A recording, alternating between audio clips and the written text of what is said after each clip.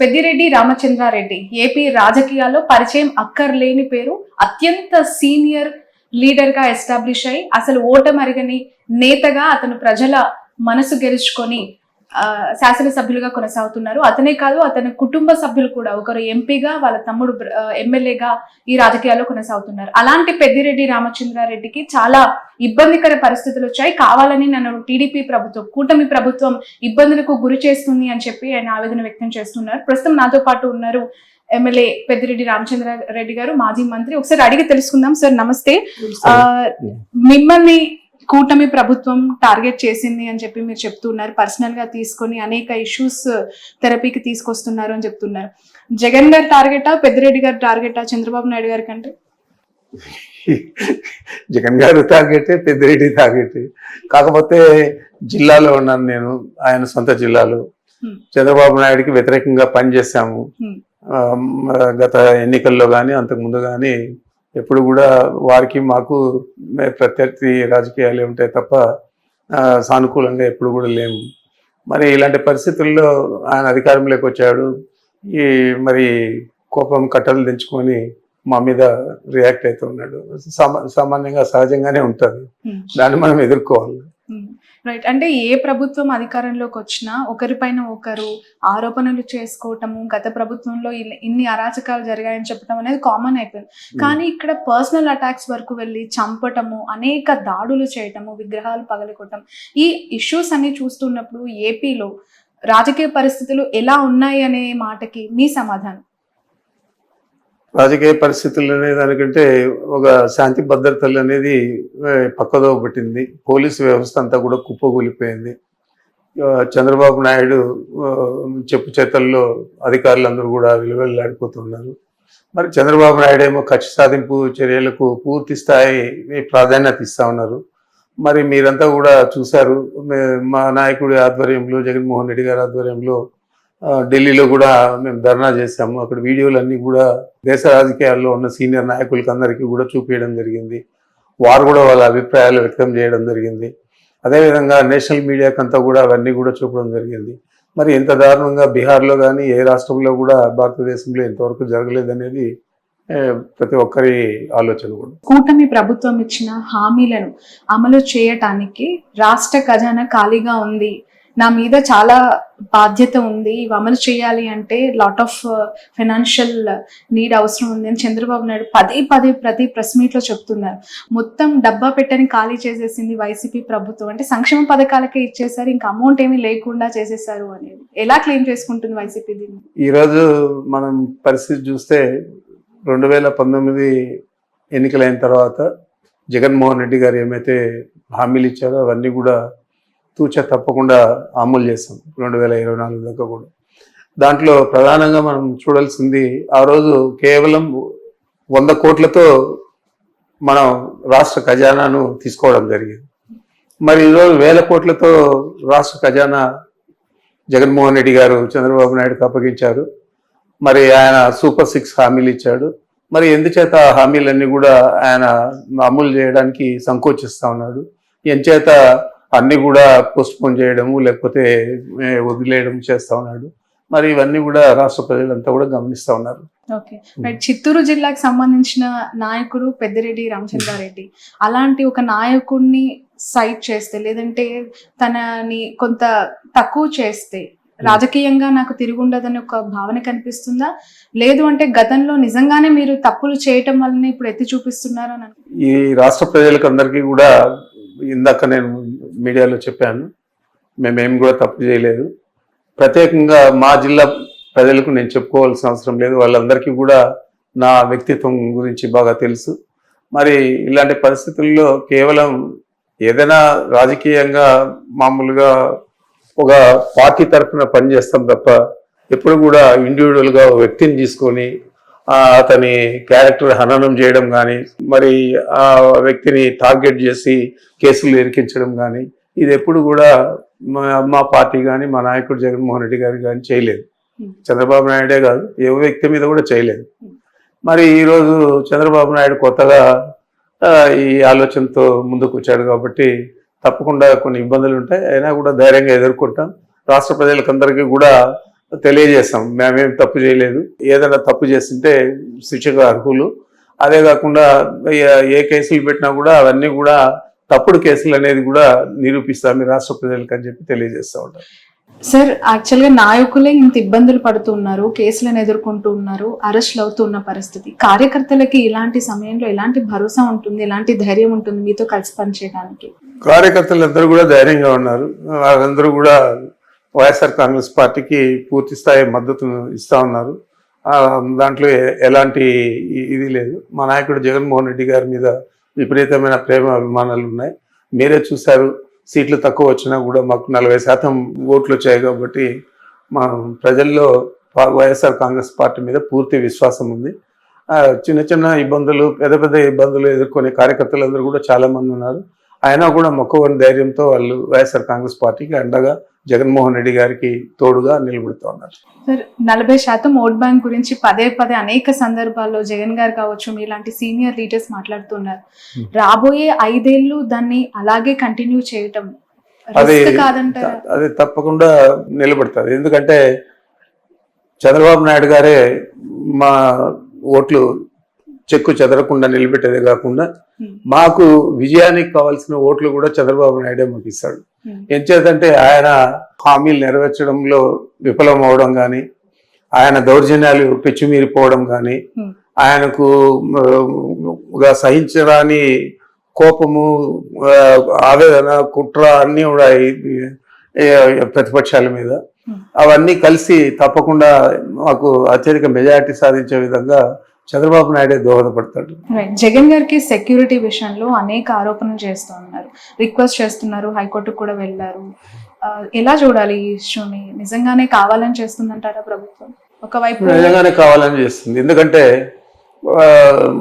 మా నాయకుడికే కాదు, మాలాంటి వారికి కూడా, నేను 7 సార్లు శాసనసభ్యుడిగా ఉన్నాను, మంత్రులుగా పనిచేశాను, సీనియర్ నాయకుడు అని మీరే అన్నారు. మరి మాలాంటి వాళ్ళకు కూడా 1+1 సెక్యూరిటీ ఇవ్వడం అనేది చాలా విడ్డూరంగా ఉంది. మేము కూడా కోర్టుకు వెళ్ళాము. అంటే జగన్ గారు మొన్న మాచర్లకు వెళ్తున్నప్పుడు కారులో నుంచి బొద్దింకలు వచ్చాయి, పురుగులు వచ్చాయి అని చెప్పి అన్నారు. అది వాస్తవమే అంటారా? అది వాస్తవం కాబట్టి ఆ బండి దిగి మామూలు బండిలో వెళ్ళాడు. మీరంతా కూడా గమనించుంటారు.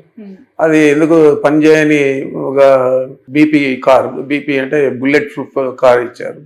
మరి అలాంటి దాంట్లో ఎలా ఆయన ప్రయాణిస్తాడు? మరి అందుచేతే మామూలు వెహికల్లో వెళ్ళాడు, క్షేమంగానే తిరిగి వచ్చారు. రైట్ సార్, ఈ రికార్డుల ధ్వంసానికి సంబంధించి అసలు ఎందుకు ఆ ఇష్యూని లేవనెత్తాల్సి వచ్చింది? నిజంగానే రికార్డుల ధ్వంసం అంటే రికార్డుల ధ్వంసం జరిగిండొచ్చు, అది ఎవరు చేశారు, ఏం చేయలేదు అనేది కూడా ఆలోచన చేయకుండా, ఫోరెన్సిక్ నివేదిక రాకుండా, కలెక్టర్ కాన్ఫరెన్స్లో స్వయంగా ముఖ్యమంత్రి గారి చంద్రబాబు నాయుడు గారి చెప్పడం అనేది, పెద్దిరెడ్డి వీళ్ళు చేశారు అని చెప్పి చెప్పడం అనేది, ఆయన ఊతం ఇస్తా ఉన్నాడు ఈ పెద్దిరెడ్డి మీద ఈ కేసు మోపండి అని చెప్పి. మరి ఆ విధంగా కాకుండా నేను ఒకటే అడుగుతా ఉన్నాను, రెవెన్యూ రికార్డ్స్ మిగతా డిపార్ట్మెంట్ల కంటే భిన్నంగా ఉంటాయి. తహసీల్దార్ ఆఫీసులో ఆ మండలానికి సంబంధించి ఉంటుంది, డివిజన్కి సంబంధించి ఆర్డీఓ ఆఫీసులో ఉంటాయి, జిల్లాకు సంబంధించి కలెక్టరేట్లో ఉంటాయి, రాష్ట్రానికి సంబంధించి గవర్నమెంట్లో ఉంటాయి, సేమ్ రికార్డు. మరి ఈ మధ్య ఇంకా ఇవన్నీ పెట్టారు కాబట్టి కంప్యూటరైజేషన్ ఇవన్నీ కూడా వాటిల్లో కూడా నిక్షిప్తమై ఉంటాయి. మరి ఇవన్నీ తెలుసుకోకుండా అక్కడేదో జరిగిందని చెప్పి పోతే దాన్ని వాళ్ళే చెప్పారు, రీట్రీవ్ చేశాము, అన్ని రికార్డులు కూడా అక్షేమంగా ఉన్నాయని చెప్పి ప్రభుత్వమే చెప్పింది. మరి ఏమి కొంపలు మునిగాయని చెప్పి హెలికాప్టర్లు డీజీపీని పంపించి ఇదంతా చేశా అంటే డైవర్షన్ పాలిటిక్స్. రైట్ సార్, మీరు చిత్తూరు జిల్లాకు చెందిన నాయకులు నిజంగానే టీటీడీని నిర్లక్ష్యం చేశారా? గత ప్రభుత్వ హయాంలో అనేక అవినీతి అక్రమాలు జరిగాయి. చివరికి స్వామివారి ఒక వజ్రపు ఉంగరం కూడా ఒక జడ్జికి గిఫ్ట్గా జగన్ ఇచ్చారు అనే వార్త చాలా సంచలనం కలిగించింది. అలాంటి దుశ్చర్యకు ఎప్పుడు కూడా జగన్మోహన్ రెడ్డి గారు పాల్పడాడు. వారికి క్రిస్టియానిటీ మీద ఎంత ప్రేమ ఉందో అంతే ప్రేమ హిందూయిజం మీద కూడా ఉంది. హిందూయిజాన్ని గౌరవించేది కాదు, ఆయనకు భక్తి ఉంది. దేవాలయాలన్నీ కూడా సందర్శిస్తాడు, స్వాములందరినీ కూడా పీఠాధిపతులందరూ కూడా కలుస్తాడు. అదే కాకుండా మీరు చూశారు, సుందరీకరణ పేరుతో అనేక దేవాలయాలన్నీ నేలమట్టం చేస్తే విజయవాడ పట్టణంలో అవన్నీ కూడా పునర్నిర్మించిన ఘనత జగన్మోహన్ రెడ్డి గారు. Okay, right. ఎమ్మెల్సీగా బొత్సగా నిలబెట్టారు. ఎలా ఉంటుంది సార్? ఎంత బొత్స గారు- ధీమాతో ఉన్నారు? ఎందుకంటే ఎలక్షన్స్ చాలా జరిగి కొన్ని రోజులు, ఇంకా 3 నెలలు కూడా కంప్లీట్ చేసుకోలేని అయినా మాకు పరిస్థితుల్లో సంఖ్యాబలం ఎక్కువ ఉంది కాబట్టి తప్పకుండా బోచ గారు మంచి మెజారిటీతో గెలుస్తారు పక్క. ఎందుకంటే అక్కడ ఆల్మోస్ట్ మొన్న వచ్చిన రిజల్ట్ ఒకసారి అబ్జర్వ్ చేస్తే వైసీపీ చాలా గడ్డు పరిస్థితులు ఎదుర్కొంది. పర్వాలేదు, అయినా కూడా మాకు ఎంపీటీసీలు కానీ జెడ్పీటీసీలు కానీ కార్పొరేటర్లు కానీ సంఖ్యాబలం ఎక్కువ ఉంది కాబట్టి తప్పనిసరిగా మంచి మెజారిటీతో గెలుస్తారు. రైట్. వైసీపీ నుంచి కొంచెం పక్కన పెడితే సార్, మిమ్మల్ని ఒక క్వశ్చన్ అడుగుతాను పర్సనల్ గా. చాలా సీనియర్ లీడర్ గా మీ అబ్జర్వేషన్ ఏంటి? వస్తున్న నాయకులు చేరుతున్న పార్టీ జనసేనగా ఇప్పుడు మారిపోయింది, టీడీపీని ఆప్షన్ గా ఎంచుకోవట్లేదు అని చెప్పి కొంతమంది నాయకులు మాట్లాడుతూ ఉన్నారు. ఎందుకు జనసేన ఒక హ్యాపెనింగ్ పార్టీగా కనిపిస్తుంది అంటారు అలాంటి లీడర్స్ కి? ఆయన నాయకత్వం మీద అందరికీ కూడా గౌరవం ఉండొచ్చు. అదేవిధంగా చంద్రబాబు ఈ ప్రజా వ్యతిరేక కార్యక్రమాలన్నీ కూడా ఎక్కువ చేస్తూ ఉన్నాడు కాబట్టి ఆయన తెలుగుదేశం పార్టీలో చేరడానికి ఇష్టపడకపోవచ్చు. దానికి కారణాలు ఏవైనా కానీ వాళ్ళందరూ కూడా ప్రతిపక్షంలో ఉన్నట్లే. సార్, 2024 ఎన్నికలు కేవలం పవన్ కళ్యాణ్ యొక్క ఎఫెక్టివ్ వల్లనే ఈ రిజల్ట్ అంటారా? మీ అభిప్రాయం? 100%. దాంట్లో ఏం సందేహం? పవన్ కళ్యాణ్ వల్లనే 100%. అటు వైసీపీ ఓటమి, అటు కూటమి గెలుపు 100%. అంతలాగా పవన్ కళ్యాణ్ ఇన్ఫ్లుయెన్స్ చేశారంటారా AP politics? AP politics influence చేశాడా లేదా అనేది కాదు, వారికి సంబంధించిన సామాజిక వర్గం అంతా కూడా ఆయనకు గట్టిగా మద్దతు ఇచ్చింది. ఆ మద్దతు తెలుగుదేశం పార్టీకి ఉపయోగపడి ఎన్నికల్లో గెలవడానికి కారణభూతులే. ఓకే సార్, టీడీపీ పార్టీకి కమ్మ సామాజిక వర్గం బలం, జనసేన పార్టీకి కాపు సామాజిక వర్గం, మరి వైసీపీ పార్టీకి ఏ సామాజిక వర్గం? ఒకవేళ నిజంగానే అది నమ్మి ఉంటే ఈరోజు ఈ రిజల్ట్ వచ్చేదా అంటే?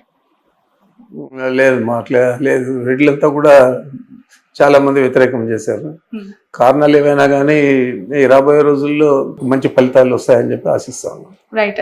ఫైనల్లీ మొన్న రీసెంట్ గా తిరుమలని బండి సంజయ్, కేంద్ర మంత్రి, మీకు తెలిసే ఉంటుంది, తెలంగాణకు సంబంధించిన ఎంపీ. సో తను దర్శించుకున్నప్పుడు ఎర్రచందనం స్మగ్లర్ వీరప్పన్ వారసులు ప్రభుత్వం నుంచి పోవటం మంచి పరిణామమే, దీన్ని నేను స్వాగతిస్తున్నాను అంటూ మాట్లాడడం. అతనికి ఓనమాలు తెలియవు మా జిల్లా గురించి, మా ప్రాంతం గురించి. ఆడెవడో ఏదో ఎత్తిస్తే అది మాట్లాడాడు. ఇదే చంద్రబాబు నాయుడు వాళ్ళ శాసనసభ్యులే 2014లో పోటీ చేస్తే పీలేరులో కిరణ్ కుమార్ తమ్ముడు కిషోర్ కుమార్ రెడ్డి ఈరోజు శాసనసభ్యుడిగా ఉన్నాడు తెలుగుదేశం పార్టీలో. అతని గురించి పబ్లిక్ మీటింగ్లో ఎర్రచందనం స్మగ్లర్ వీరప్పన్ అన్నాడు. మరి ఆ వీరప్పన్న ఇప్పుడు వాళ్ళ పార్టీలో శాసనసభ్యుడిగా చేసుకున్నాడు. మేము రెడ్ శాండిల్ స్మగ్లింగ్ అనేది ఎంకరేజ్ చేయలేదు. నేను ఫస్ట్ టైం శాసనసభ్యుడు అయినప్పుడు రాజశేఖర గారు ఉన్నప్పుడు దాదాపు 370 వెహికల్స్, కొత్త వెహికల్స్ ఫస్ట్ టైం కొనిచ్చాం. అంతవరకు పాత బండ్లు ఇండిపెండెన్స్ అప్పటి నుంచి ఉండేటివన్నీ ఉన్నాయి తప్ప కొత్తవి లేవు. కొనేదే కాకుండా 24 డిఎఫ్ఓలు అంటే ఫారెస్ట్ డివిజన్స్, ఆ డివిజనల్ ఫారెస్ట్ దీనికి 1+4 ఆర్మ్డ్ ఫోర్స్ ఇచ్చాము. ఆర్మ్డ్ ఫోర్స్ ఇచ్చి వాళ్లకు సెక్యూరిటీగా ఇచ్చి రెడ్ శాండిల్ స్మగ్లింగ్ అరికట్టేదానికి కృషి చేసాము. చేసేదే కాకుండా చాలా మంది మీద అప్పుడు పీడీ యాక్ట్ కూడా పెట్టాము. మరి అదంతా కూడా ప్రజలకందరికీ తెలుసు, మనం ఏ విధంగా పనిచేసామని తెలుసు. అంటే మీ పరిపాలన వీరప్పన్ లాగా ఉండింది అని తన అభిప్రాయపడ్డారు. అదే నేను చెప్తున్నా, అతనికి ఓనమాలు తెలియదు, జిల్లా గురించి తెలియదు, మా రాయలసీమ ప్రాంతం గురించి తెలియదు. ఎవడో ఏదో చెప్పిస్తే అది ఊతబలికి మాట్లాడాడు. మరి దురదృష్టకరం. సార్, ఏ రాజకీయ నాయకుడైనా రాజకీయాల్లోకి వచ్చిన తర్వాత ప్రత్యర్థి అంటూ ఉంటారు. గెలుపు ఓటమి ఖచ్చితంగా అవి అనివార్యం. ఒకరికి గెలిస్తే మరొకరు ఓడిపోవటం అనేది అనివార్యం, ఇప్పుడు చూస్తున్నాం. కానీ మీకు చంద్రబాబు నాయుడుకి మీరు చదువుకునే దశ నుంచే గొడవలు ఉన్నాయి అని ఏంటి సార్? అసలు ఎందుకు కొట్టాల్సి వచ్చింది? ఇప్పటి వరకు ఆ కొట్టిన ఇష్యూని ఇంకా కంటిన్యూ చేస్తున్నారు అనేది జగన్ గారు చేసిన కమెంట్. ఎందుకు కొట్టారు? అది నాకైతే గుర్తులేదు. అది ఇప్పుడు స్టూడెంట్ డేస్లో ఎమోషన్స్, సంతోషం, కోపం అన్నీ ఉంటాయి. బట్ ఇప్పటికి పరిపక్వం చెందిన తర్వాత అలాంటి విషయాలన్నీ కూడా మనం మాట్లాడడం మంచిది కాదు. రైట్. చంద్రబాబు నాయుడు గారు మీరు క్లాస్మేట్స్ సార్, లేదంటే సీనియర్ జూనియర్ కైండ్ ఆఫ్? ఆయన నాకు senior. 1 year సీనియరా? 2 years senior. Okay, right. Sir, final 1 question. కాసేపటి క్రితమే ఏపీ హోమ్ మినిస్టర్ ని వైఎస్ సునీత గారు కలవడం జరిగింది వివేక హత్య కేసుకు సంబంధించి డెవలప్మెంట్స్ విషయంలో. ఎలా చూడాలి సార్ ఆ ఇష్యూ? ఫ్యామిలీ ఇష్యూ ఎప్పటికైనా సాల్వ్ అవుతుందని నమ్ముతారు? ఎందుకంటే మీరు చాలా ఫ్యామిలీకి దగ్గరగా ఉన్న సీనియర్ లీడర్, ఒకవైపు షర్మిల చేస్తున్న కమెంట్స్, ఒకవైపు సునీత చేస్తున్న అలిగేషన్స్ ని జగన్ గారు సార్ట్అవుట్ చేసే ఆలోచన ఏమైనా ఉందంటారు? మరి ఆయన ఆలోచన నాకు తెలియదు, కానీ వీరిద్దరూ కూడా ఈ మొదటి నుంచి కూడా జగన్ గారిని టార్గెట్ చేసి ఈ కేసును పైకి తీసుకొస్తున్నారు తప్ప వేరే ఆలోచన లేదు. జగన్ గారికి నష్టం జరిగే విధంగా మనం ఏది చేస్తే బాగుంటుంది అని ఆలోచన చేసి షర్మిల గారు కానీ సునీత కానీ చేస్తూ ఉన్నారు తప్ప ఈ కేసు మీద వారికంటే ఎక్కువ శ్రద్ధ చంద్రబాబు నాయుడుకి ఉంది. చంద్రబాబు నాయుడు ప్రోద్బలంతోనే ఇవన్నీ కూడా సునీత కానీ తర్వాత షర్మిలమ్మ కానీ ఇద్దరు కూడా చేస్తూ ఉన్నారు. మరి ఇది వారి కుటుంబానికి సంబంధించిన విషయమైనా కూడా దీన్ని రాజకీయంగా రాష్ట్రమంతా కూడా ప్రజల్ని నమ్మించే విధంగా వాళ్ళు ప్రయత్నం చేస్తూ ఉన్నారు. ఇదంతా కూడా చంద్రబాబు నాయుడు స్కెచ్ తప్ప వేరే కాదు. ఓకే, ఖచ్చితంగా షర్మిల గారు వెనుక చంద్రబాబు నాయుడు గారు మాట్లాడే మాటలు కానీ ఆమె పబ్లిక్ మీటింగ్స్ లో చెప్పే విషయాలు కానీ ఇవన్నీ కూడా చంద్రబాబు దగ్గర నుంచి వచ్చేటే తప్ప సొంత ఆలోచన అనుకుందని నేను అనుకోవడం లేదు. సార్, ఎప్పుడైనా ఇన్ ఫ్యూచర్ జగన్ గారు షర్మిల గారు కలిసే అవకాశం ఉందని ఏమైనా భావించే అవకాశం? కుటుంబమే కదా మా, ఎందుకంటే ఈ స్థాయి బ్రదర్ అండ్ సిస్టర్స్ కాబట్టి ఏ స్థాయి కాంట్రవర్సీ అయినా కూడా సంసుకోవచ్చు, చెప్పలేము. ఎందుకంటే పార్టీకి ఇప్పుడు ఒక ఇబ్బందికర వాతావరణము, తను ఉండుంటే బాగుండేదని అభిప్రాయపడుతున్న కార్యకర్తలు కూడా ఉన్నారు. ఒకవైపు ఈ వైరం చూస్తూ ఉన్నాం, ఎలా చూడాలంటారు దీన్ని? ఏదైనా ఈ కాలమే నిర్ణయిస్తుంది. రైట్ సార్, ఇంత 11 సీట్లకి పరిమితమైన ఈ ఓటమి పైన మీ విశ్లేషణ ఫైనల్ గా ఏంటి? ప్రధాన కారణాలు ఎందుకు అటువైపు ఎక్కువగా మగ్గు చూపారు? మీరు ఇంత సంక్షేమం చేసినా ఎందుకు ఓడిపోయారు? కారణాలు ఏదైనా కానీ మనము రియాలిటీగా చూస్తే మనకు 11 శాసనసభ స్థానాలు వచ్చాయి. కాకపోతే మా అందరికీ కూడా మా నాయకుడి మీద నమ్మకం, అదేవిధంగా అతనికి ప్రజలు ఇచ్చిన మద్దతు 40% ఓట్లు ఇచ్చారు. అందరూ కలిసి కూడా 5-6% తేడాతోనే ప్రభుత్వాన్ని సాధించారు. ఒకటే 40% సీట్లు తెచ్చుకున్నాడు. కాబట్టి ఈ ప్రభుత్వం చాలా అనతి కాలంలోనే, చాలా తక్కువ సమయంలోనే ఇంకా ఎక్కువ అన్పాపులర్ అవుతుంది. తప్పకుండా ప్రజలందరూ విశ్వాసం తప్పకుండా చూరగొని ఆయన ఇంతకంటే ఎక్కువ మెజారిటీతో మళ్ళీ తిరిగి ప్రభుత్వాన్ని ఏర్పాటు చేస్తాడని నమ్మకం నాకుంది. Thank you so much sir. Okay.